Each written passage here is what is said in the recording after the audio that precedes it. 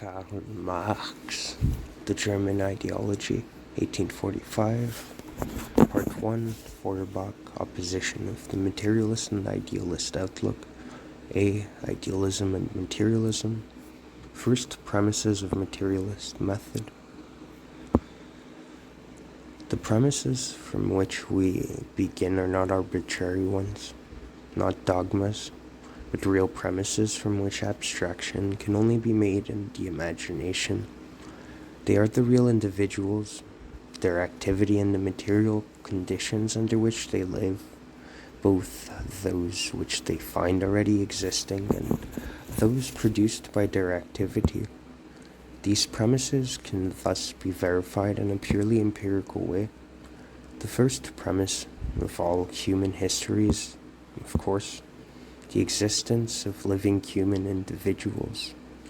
Thus, the first fact to be established is the physical organization of these individuals and their consequent relation to the rest of nature.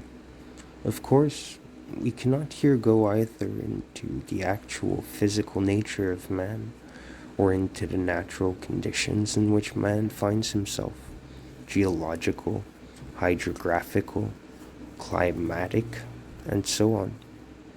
The writing of history must always set out from these natural bases, and their modification in the course of history through the action of men.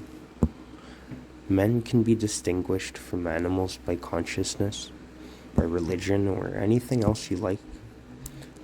They themselves begin to distinguish themselves from animals as soon as they begin to produce their means of subsistence, a step which is conditioned by their physical organization.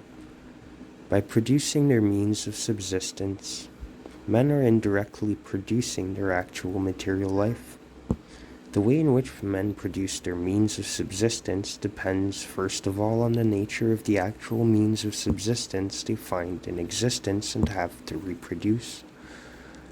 This mode of production must not be considered simply as being the production of the physical existence of the individuals.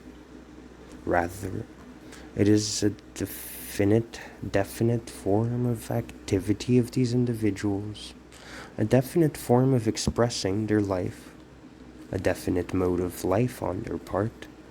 As individuals express their life, so they are.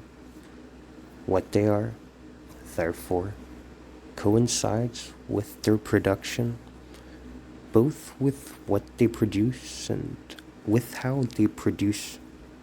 The nature of individuals thus depends on the material conditions determining their production. This production only makes its appearance with the increase of population. In its turn, this presupposes the intercourse vercaire of individuals with one another. The form of this intercourse is again determined by production.